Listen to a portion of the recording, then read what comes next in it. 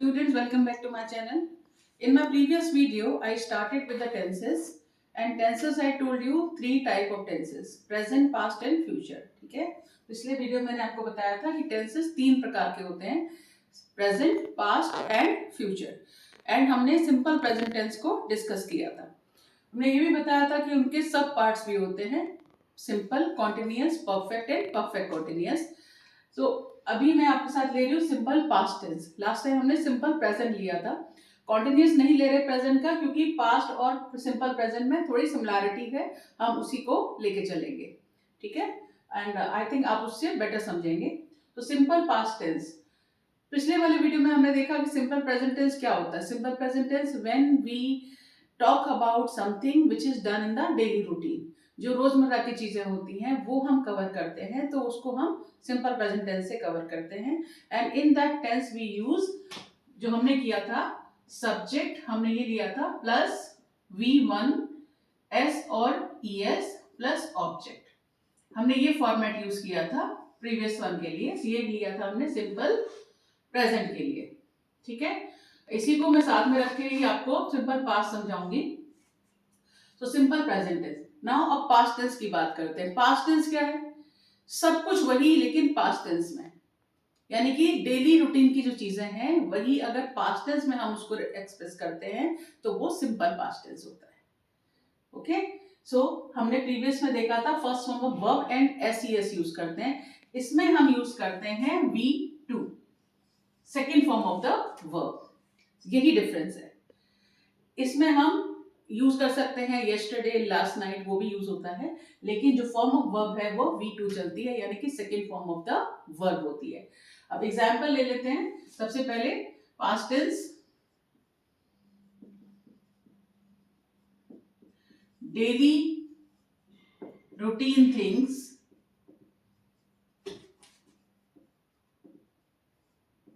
done in the past, done in the past. Okay, for example, my father went to office. पापा daily office जाते हैं, and past tense में गए थे तो went, second form of the verb, यानी कि गो फर्स्ट फॉर्म है। अगर हम इसी को प्रेजेंट टेंस में लेते तो हमारा होता my father goes to office. Past tense में हमने लिया my father went to office. Okay, my mother cooked. हमने लास्ट वीडियो में लिया था cooks, that was simple present tense. अब इसमें हम लेते हैं कुक्ड, यानी कि V2, second form of the verb. तो हम पास्ट टेंस में डेली रूटीन चीजें करते हैं जो हमारी रिसेंट पास्ट में हुई हैं, और उनको हम, और डेली रूटीन में होती हैं, और उनको हम सेकेंड फॉर्म ऑफ वर्ब के साथ एक्सप्रेस करते हैं। अब इसमें हमारे पास तीन तरह से हम बनाएंगे। फॉर्मेट इसका ले लेते हैं। तो फॉर्मेट है पॉजिटिव में। पॉजिटिव में हमारा फॉर्मेट हम लेके रखते हैं subject plus V2 plus object. ठीक है, इसमें कोई हेल्पिंग वर्ब यूज नहीं होती, जैसे कि सिंपल प्रेजेंट में भी हेल्पिंग वर्ब यूज नहीं होती है। इन पॉजिटिव, इन नेगेटिव उसमें डू नॉट और डज नॉट होता है, इसमें हम लेते हैं डिड नॉट। इसीलिए मैंने ये इसके बाद लिया है, जो कि आप दोनों को कंपेयर करें और आप दोनों को इजीली समझ सकें। Subject plus did plus not plus V1, ये बहुत जरूरी है, ये याद रखना बहुत जरूरी है। बहुत सारे बच्चे यही गलती करते हैं, I did not knew it. बहुत बच्चे बोलते हैं I did not knew it, गलत है, I did not know it, because did के साथ हमेशा first form of the verb लगती है। बहुत बच्चे बोलते हैं I did not went there, no, I did not go there. अगर डिड नॉट नहीं है तो आई वेंट देयर सही आएगा। अब इंटरोगेटिव हम लेंगे, तो इंटरोगेटिव में हमारा वही सेम फॉर्मूला, हेल्पिंग वर्ब पहले आएगी, यानी कि उसमें डू और डज आया था, इसमें हमारा डिड आएगा। डिड के बाद subject plus V1, again V1। V1 क्यों? क्योंकि हमने यहां डिड लिया है, plus object plus question mark. ठीक है, अब एग्जाम्पल ले लेते हैं। वही एग्जाम्पल लूंगी मैं जो मैंने प्रीवियस वीडियो में लिया था, शी स्पीक्स इंग्लिश। ठीक है, इसमें हम लेते हैं शी स्पोक इंग्लिश। समझ में आ गया होगा आपको। She speaks English present tense में लिया था हमने, यहां हम लेते हैं शी स्पोक इंग्लिश। ठीक है, तो ये सब्जेक्ट है हमारा, ये हमारी V2 है और ये हमारा ऑब्जेक्ट है। ठीक है, अब नेगेटिव में हम लेते हैं सब्जेक्ट प्लस डिड नॉट, तो डिड नॉट हमने ले लिया और डिड नॉट के बाद लेंगे first form of the verb. बार बार याद रखिए first form of the verb. So यहां पर आएगा अभी speak plus English. Okay, now come to the third one, that is interrogative. She did not speak English, मैंने बीच में आपको प्लस लगाया है, आप इसको प्लस को हटा भी सकते हैं। So she did not speak English, समझाने के लिए लगाया था कि subject did not first form of verb and object है। अभी इंटरोगेटिव पे आएंगे, तो इंटरोगेटिव में डिड सबसे पहले लिया plus subject plus V1 plus object plus question mark, यानी कि सॉरी ये तो हमने ऑलरेडी लिखा हुआ है, तो हम इसको लिखेंगे she did not speak English, did she speak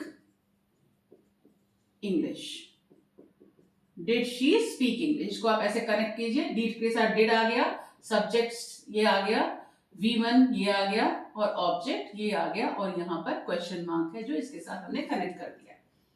I hope you have understood. Now one more thing I want to say, अगर सेंटेंस में WH वर्ड है तो तब हम क्या करेंगे?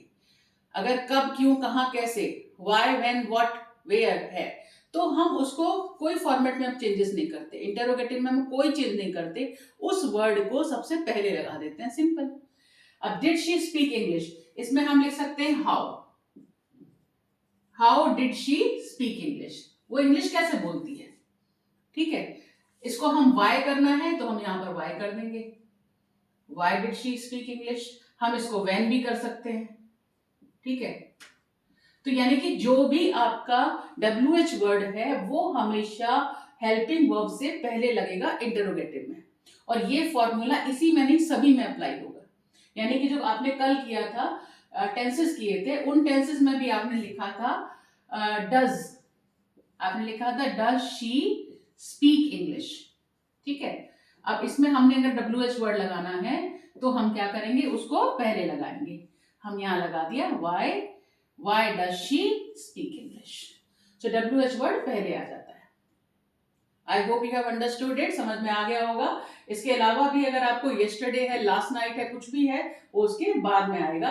यानी she did not speak English yesterday, यहाँ पर आप एंड में लगा देंगे yesterday, यहाँ लिख देंगे लास्ट वीक लिख देंगे अगर आपको जरूरत है तो, यानी कि हम पास्ट टेंस का कोई भी साइन इसमें दे सकते हैं।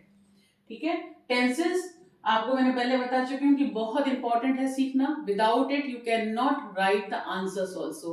सपोज आपके क्वेश्चन आता है why did he go there, suppose, तो उसका आंसर आप पास्ट टेंस में लिखोगे, तो जब आपको पता ही नहीं है कि सिंपल पास्ट टेंस कैसे होगा तो आपका आंसर गलत हो जाएगा और मार्क्स आपके टेंसेस में एक्यूरेसी पे कट जाएंगे। तो आपका टेंसेस का और स्पेशली सिंपल पास्ट टेंस की नॉलेज होना बहुत जरूरी है। Thank you very much. I hope you have liked the video.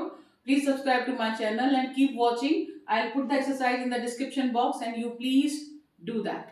Thank you very much. Have a nice day.